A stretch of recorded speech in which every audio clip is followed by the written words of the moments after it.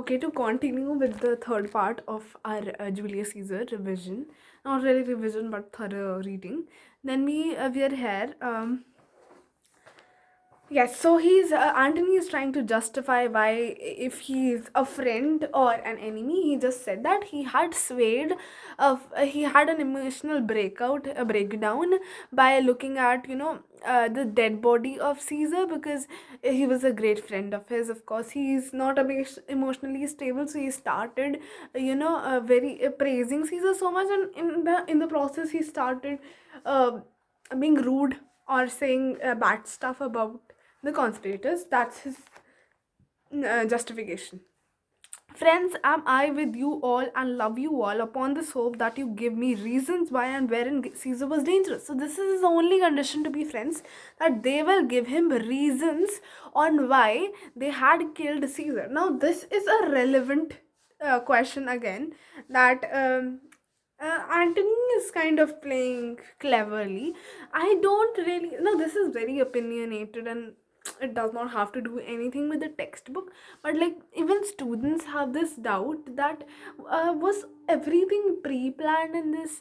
Was Antony really did he really have the motive for things to turn out as they did? Because most of the events in the this whole scene are based on luck, based on fate, right? What if Brutus had not allowed Antony to give the speech? What if Antony's speech did not turn out as it should have been? Because of course we agree that he has a skill, he is a great orator, but it doesn't really transform. Your oratory skills not always transform into something good, right? What if the crowd was such that they did not get convinced, or what if the crowd was such that they didn't hear him, and everything that it's based on very great chances of coincidence, right? Everything happened correctly, that is why Antony got success in what he wanted. So this is not given if he really had this in mind, or he just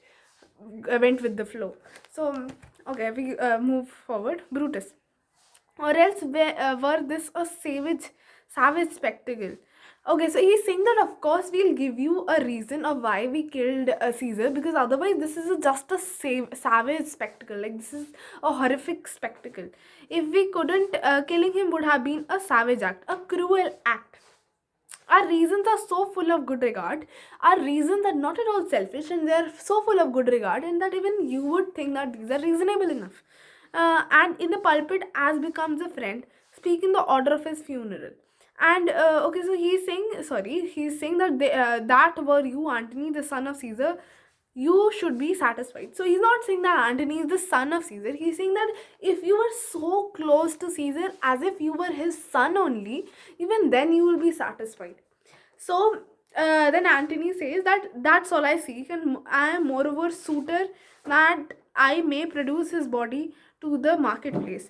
That he's just asking for a favor. He's asking that I would like to ask for a favor to produce his body to the marketplace, and in the pulpit, as becomes a friend, speak in the order of his funeral. So he tries his luck here, and then he tries to just convince Brutus to let him speak at the funeral oration. And Brutus, being a really great person that he shouldn't have been, honestly speaking, Brutus, if you're killing someone, you can't be good.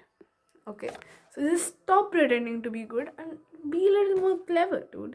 Yes, so he agrees. Brutus agrees. So to the request of Antony, bringing his body to the pulpit and also speaking an funeral oration. Then Cassius, Brutus, a word with you. So Cassius, being a practical man and not at all an idealist, this is a very important question. It comes further. There are instances in the whole scene further, that you'll observe how Brutus is an idealist, and and Cassius is a practical man. And this is a board question: what is the difference between the personality? Why was Brutus idealist and everything of that? But yeah, that is there. Now Cassius says, Brutus, a word with you. You know not what you do not consent. So he's saying that you don't know what you are agreeing with. You have no idea what this guy is up to. So don't give him consent. That Antony speak in his funeral. No, you have much the people may be moved, by that which he will utter. So he has predicted what is going to happen. He says that you don't know the reaction of the public, what will it be on the speech of Antony. So what will happen? We have no idea. Brutus says, if you agree, I will myself go into the pulpit first and show the reason of our Caesar's death. What Antony shall speak, I will protest. He speaks by leave and by permission, and that we are contended Caesar shall have all true rights and lawful ceremonies. It shall advantage us more than do us wrong. So, what strategy Brutus has in mind? He's saying that if you are if you don't want to take the risk, what I will do is I will go to the pulpit first. I will give my speech first, and then I'll call Antony to give the speech. And he thinks that will be affected because the public will already get to know about why they had killed Caesar, and if they have that certain knowledge in their minds, then whatever Antony speaks, it will affect them less. Now, in theory, this sounds perfectly good, but things do not really turn out as Brutus and Cassius and everyone else accepted. Okay, so yes, so we move forward. Brutus says, by your pardon, I will myself go into the pulpit and speak first, and then I'll tell everyone also that Antony is our friend and he is speaking by our permission only. Cassius says, I know not what may fall. So Cassius is still not sure, but he says, I like it not. Brutus, Mark Antony here, take your. So this is an important question. What all things does Brutus tell Mark Antony to do? Mark Antony here, take you Caesar's body. You shall not in your funeral speech blame us. You will not blame us, but speak all good you can devise of Caesar. You shall only speak good of Caesar and nothing bad about us. And you say you do it by our permission, and just mention that you are doing it by our permission, else shall you not have any hand at all about his funeral. And third condition was, and you shall speak in the same pulpit where I am going to after my speech is ended. So these are the three conditions. First is ki you shall not blame us. You shall only speak good about Caesar, and just say that you are doing it by our permission. Nahi to you will not be allowed to speak at all. And third, you say that third you will be speaking in the same pulpit as I am speaking, right? Because there are multiple pulpits, so it should look like Brutus is after Brutus, in succession to Brutus, Antony is speaking. So again, we will revise that. First was, do not speak anything wrong about us, just speak Caesar's praises. Second was, just mention that you are doing all this with our permission only, otherwise you won't be allowed to speak. And third was that you will speak at the same pulpit as we all. Antony says, be it so, I do desire no more, I don't desire anything else. Brutus says, prepare the body then and follow us. Just come with us and prepare the body. Antony says, oh, pardon me, thou bleeding piece of earth. Okay, so everyone has gone except Antony. And Antony has found solace now. He's isolated, and he is here to talk to the body of Caesar. He says, "Oh, pardon me, thou bleeding piece of earth, that I am meek and gentle with these butchers. Pardon me, a bleeding piece of earth is like bleeding corpse, piece of earth, because um this is again a metaphor. Like we say, our bodies are made up of soil, and they'll after we die, they go into soil. So it's like that. And bleeding piece of earth because now the body is dead, it's part of the earth, so it's a bleeding piece also. That I'm meek and gentle with these butchers, that I'm not killing these butchers, I'm very gentle and not rude with these butchers. Thou art the ruins of the noblest man. You are the remains of the noblest man that ever lived. So he's saying to Caesar that you are the best of men, you are the noblest man that ever lived. In the tide of times, when the times go rise and fall. Now, woe to the hand that shed this costly blood. Okay, let me just read this. That ever lived in the tide of times. Woe to the hand that shed this costly blood. Over thy wounds now do I prophesy, which like dumb mouths do ope their ruby lips. Woe to the hand that shed this costly blood. May disaster strike the hand that shed this priceless blood. Your which like a speechless mouth. Open thy wounds now do I prophesy. Open their red lips as if they beg me to speak. Which like dumb mouths do beg me to speak. To beg the voice and utterance of my tongue, they beg me to speak. Prediction was a curse will come down to us. Okay, so he is making a prophecy. He's cursing the people. The first is that I woe to the hand that shed this costly blood. He's saying that I give this curse that disaster will strike the hand that shed this pricely blood of Caesar over thy wounds. Now he's saying that these your wounds, like dumb mouths, like ruby lips, they are asking me to speak, to beg the voice and utterance of, they're begging me to speak. Prediction was a curse will come down on us. Anger, there will be anger between brothers and brothers, and fierce civil war will burden all Italy. A curse shall light upon the limbs of men. Domestic fury, brothers will fight. Fierce civil war. Just remember it word to word. This is very very important. Just remember it word to word. Domestic fury and fierce civil strife shall cumber all the parts of Italy.